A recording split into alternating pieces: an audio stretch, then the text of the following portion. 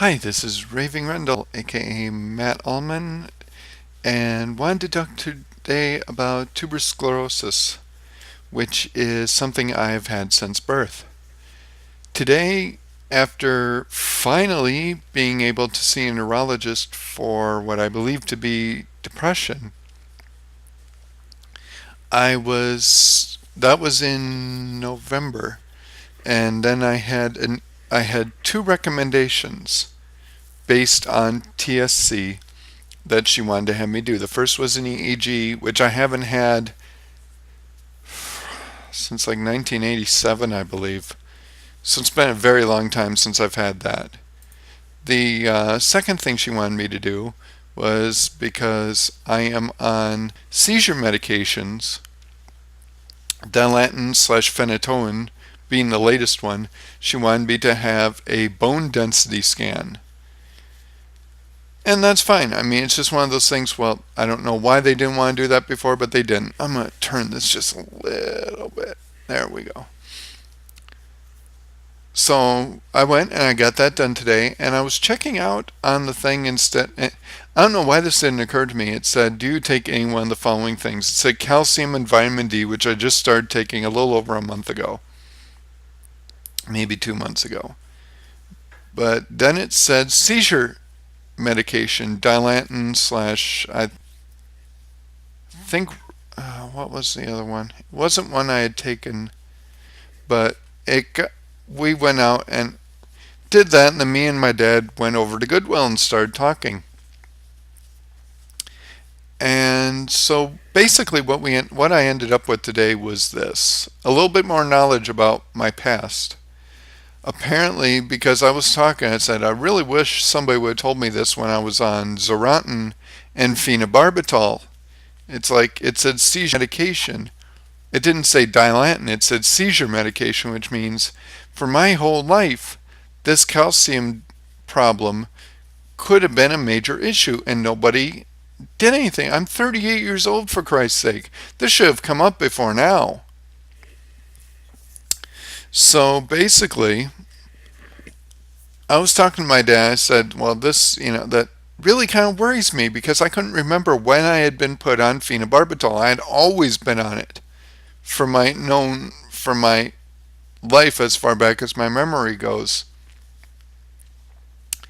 And so basically, he said, and he told me this a little while, about 3 months ago, that one of the ways that it was discovered I had epilepsy, or what they thought was epilepsy at the time, was after I was born, I had a stroke. Which, if you're wondering why I'm a little mush-mouthed and swallowing all the time, it's because I'm drooling a lot. It's not fun, believe me. And so he said it was about a month after I was born that they were putting me on phenobarbital. Which is like, I didn't know that. Okay. And then we got to talking a little more about that, and it was really an eye opener because it was like, oh, the other thing was and this is a TSC thing. You get little skin leaves. They don't show up. Sometimes you're really cold, like the palm of my hand. Let's see. Yeah, you can't really, up over here, you can see little spots. Now, if I were under a UV light, or what Dad said was a Billy light, which is how they found them, fluorescent light, UV light. I found this out because I was training at one point to be a nurse's assistant.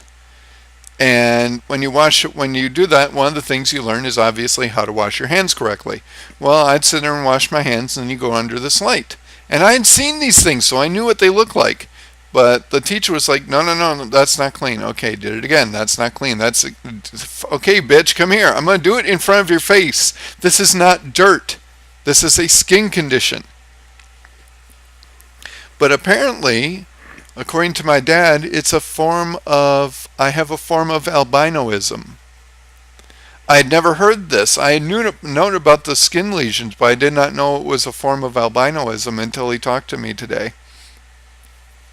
Which he said, and I do agree that this is one reason, this explains why I have the problems with photosensitivity, and I burn like a match. The worst case I had of it was about 3 or 4 years ago. It was about 4 years ago. I went up to Bacchus, Minnesota with my mom and dad and sister and her kids, and I went out on a boat. It's like, okay, it's fishing, and it was overcast, so I really didn't think much, and I wore shorts. Sitting on the boat for 4 hours. I was red as ketchup. It was horrible. I couldn't bend my legs. I was in pain for 2 or 3 weeks. I was sore for 2 or 3 months, or sore and stiff for about 2 or 3 months. And that's the thing, though. When I would go out mowing the lawn, we had a riding lawnmower, so during the summer I'd go out and mow the lawn. I had to have gloves. I had to have flannel. I had to have a hat. I had to have my collar up to protect my neck. Or I would sunburn so bad. But it's just one of those things. It always been that way, so I never thought anything of it. But me and my dad talked about that, and this is, I don't know. I'm really thinking maybe I should ask them for like, okay, if you have it from day one to now, I want to see my records. I want to sit, I want to take a couple of days, I want to look them over so I know what I have. For God's sake, like I said, I'm 38 years old. Why am I learning about this now? I always knew that I had TSC, well, starting from 8th grade, so about 1987, 1988, I knew I had TSC. Before then, I just thought I was epileptic. Okay, it's not a big deal. There were a lot of people that were. So basically, the title of this is, because the title of this is Tuberous Sclerosis Keeps Getting Better, is because, like I said, a lot of this I've only just recently learned. I have been taking medication literally since day 32. We'll say, well, April, June, okay, so day 31, we'll say, because I was born in April.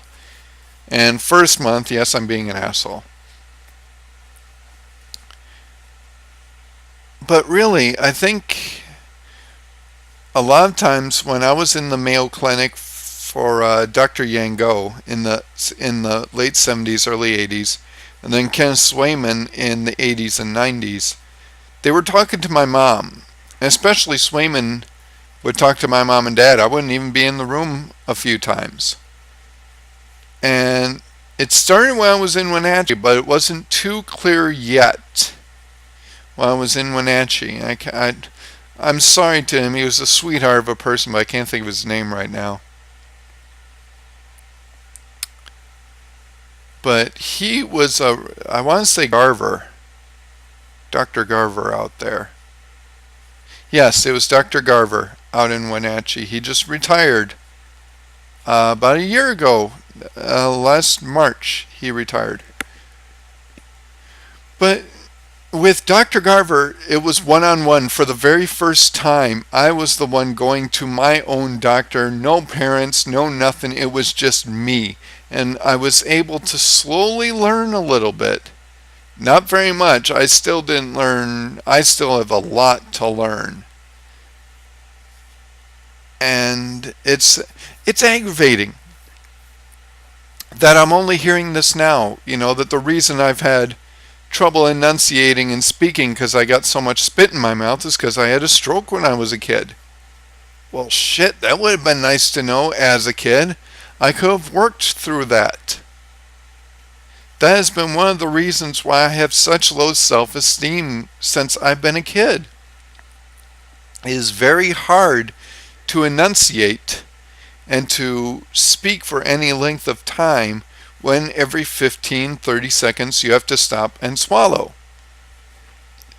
It can get rather aggravating, and I've been on stage twice now trying to deal with it, and basically the only thing you can do is, oh my God, here comes my line. Quick swallow, hope to God you can get it out before you have to do it again. So far I've been lucky. So, yeah, this is just a thing to people with tuberous sclerosis. I'm kind of curious, how soon did you learn this? Like I said, I was born in April of 1974. I'm going to be 39 years old in a couple of months. And I'm just learning stuff now that really would have been nice to know when I was in middle school. Certainly after high school, but then I was old enough to at least have heard it and been told it. And maybe they were. My memory is crap, and I was not a good person for a few years after school. So maybe I was told that and I just didn't remember it. That aside, I would like to know who out there has TSC. For you people, when did you or have you started really learning about what that means?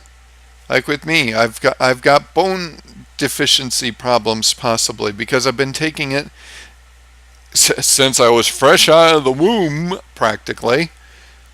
I've been on phenobarbital, Xarelto, Dilantin, and now /Dilantin/phenytoin. But they're all things that can affect my calcium. It's like, what have you been on? What have you come through to find that you have?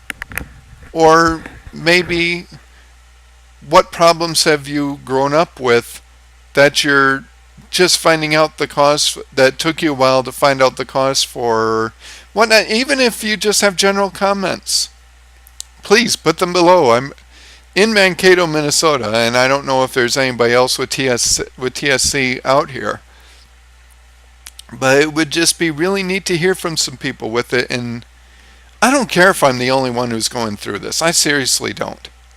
It would just be nice to know that I'm not the only one who's going through this as far as medical, not being told everything all the time and just kind of suddenly discovering it. And if you did, how'd you handle that? Because I'm hoping people take it better than me. I'm actually kind of upset about it. Not the drooling or the medication thing so much, but the effects that my medication have had. We've never really been told about the side effects. And I go on sometimes, I'll get a real morbid streak and look up some of the side effects. And I'm like, yep, that. And it's like, tell your doctor if you've had this. I'm like, well, I've had this most of my life. What good is it to tell him now? He'll just put me on another seizure medication, which will just have the same side effects. So, yeah, thanks for listening to me ramble. I've got stuff to do, but enjoy your day.